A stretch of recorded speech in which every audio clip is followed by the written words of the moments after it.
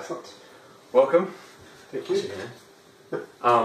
So yeah, let's kick it off by asking you if you could distill your line of work into exactly 10 words. What would they be? Invertebrate ecology and how communities respond to disturbance. In 10 words. Okay.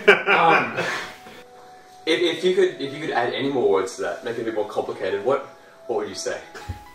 You mean I count bugs, and I use bugs to determine the state of the environment and how it changes in response to pollution or any variety of disturbance. Yeah. Why do you care about it? Yeah. Why do I care? That's a big great question. Because we only have one planet. I'm passionate about the environment, understanding how it works. I love being part of it. Yeah. So it's an excuse to spend time out doing what I like. So yeah, it sounds like you love it. I mean, if you could look back through your childhood or your upbringing, is there anything in there which you'd go, that's where the love of science began? As a kid, I'd ride my BMX bike through the bush. I grew up on the northern beaches. The area is now a housing development, but it was Crown land and bush tracks, fire trails. Riding my bike and getting scratched in by needle bushes and dodging red-bellied black snakes and things like that. But that's where it came from. Passion, just being out in the bush and natural environment, seeing stuff. So you were the disturbance to begin with. Yeah. No, that's right. Like, it is a big question, but if you could suddenly speak to the entire science cohort of UNSW and you could give a few words, what's your launch? Yeah. Be critical. Critical. Ask why a lot, and don't accept what you're told. So be critical, evaluate, question, and develop skills to solve your own problems. So yeah, you're working as a scientist, I guess. Yep. I mean, we have our kind of Big Bang Theory misconceptions about who scientists are. Yep. Yeah, what's a big misconception about scientists? Or have we got it right? Oh, we like to think we're not nerds. Yeah? There's got to be a little bit of nerd in you all, I think, because that's what drives you. You have to have that a bit of nerd and a bit of to have that passion and commitment. I think there's a little bit of nerd in that, and there should be a little bit of nerd in everyone. So that's a good thing, but we're not totally. We do interesting stuff. Something left. So something left. That's a pretty poor answer, though. Biggest misconception about science. What I would like to think is a misconception. I shouldn't say this. Is that I think scientists are viewed as, particularly academics, living in a bubble, living in an ivory tower. Yeah. And I know in times that's justified, but I don't. I like to think it's not always justified. When we're not.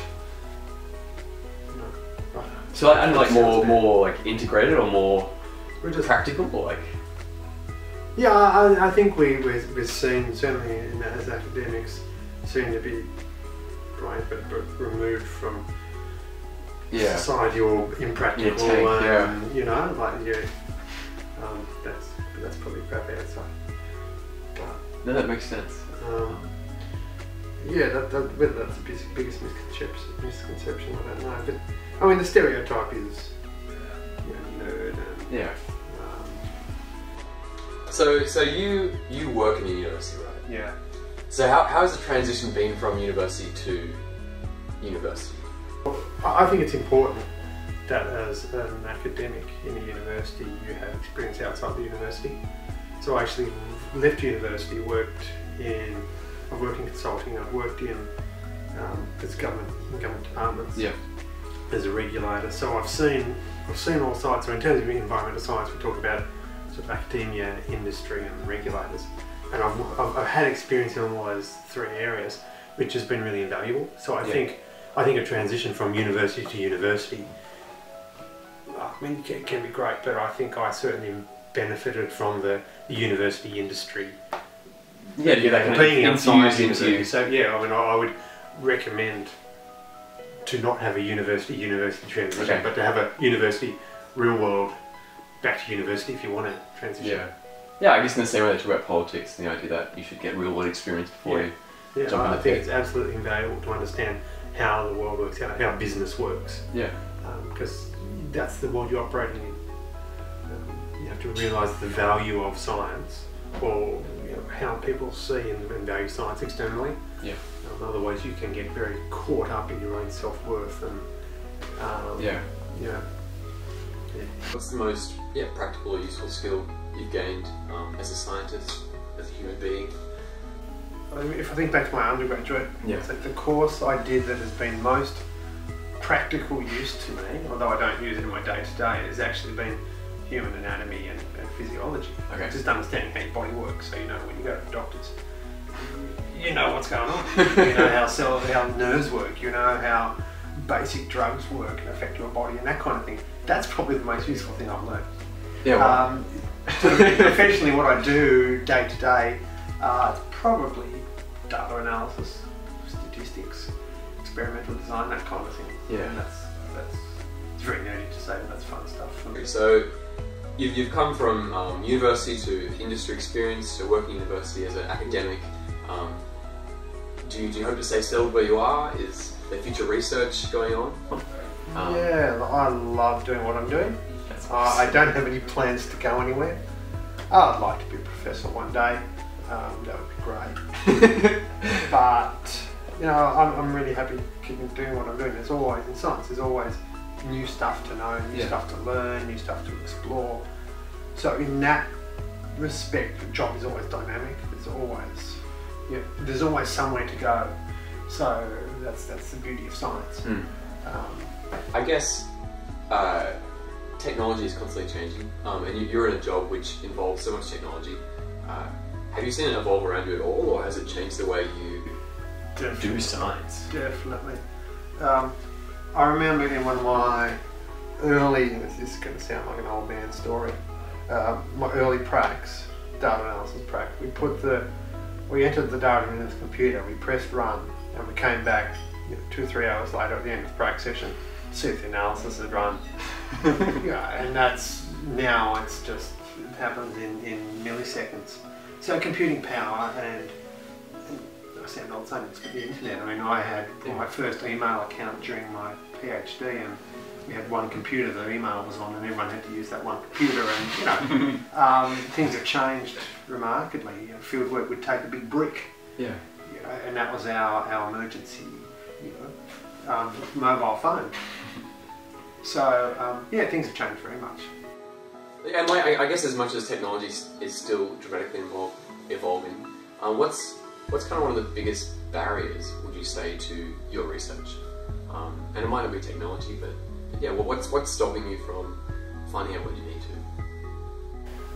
There's always so many things you want to know and you want to do. Yeah. So while there's some you can't do, there's still always so many you can do. Yeah. One of the biggest challenges I find, I work in groundwater, so everything's below the ground and you can't actually see what you're doing. You access the whole environment by these little holes in the ground, and so there's a lot of guesswork. You don't know what happens to the water between here and here. You don't know what the bug is doing around here, where it lives, what it likes. So that's a physical, environmental challenge. That's exciting. Different countries approach science differently, or treat science differently with more value than others. Oh, definitely. How do you feel about Australia? I really don't think that Australia cares too much about science, not just science, but research and development more broadly. And part of that is because a lot of the big multinational companies who have major research and development budgets don't put that research and development money into Australia. So a lot of our research money is government money, and the government, when it needs money, that's the first thing that goes. Science and in that I put research in arts and that kind of thing as well, research generally.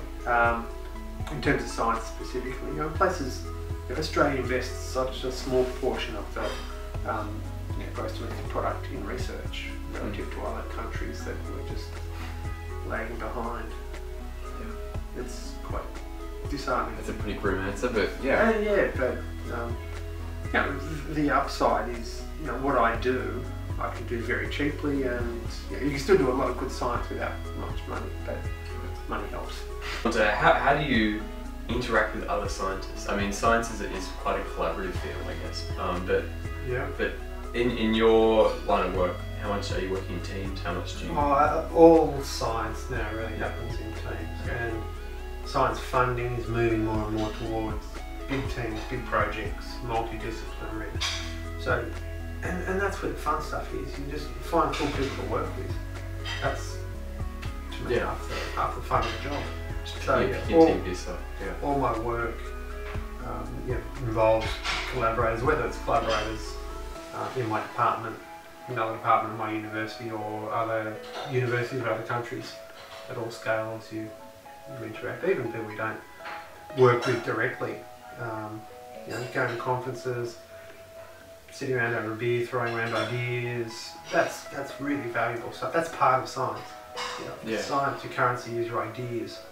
So sharing that around and conceiving new ideas. Which I think is pretty important. Graham, would you rather be a pigeon or a whale? Definitely a whale. Okay. Definitely. They've got it pretty good, I reckon. Aside from, if they can avoid Japanese ships, a whale's life would be pretty sweet, I reckon. You'd even sacrifice not being able to fly? You think? I had the absolute privilege of seeing minke whales, orca whales, humpback whales over summer, including orcas, killer whales feeding.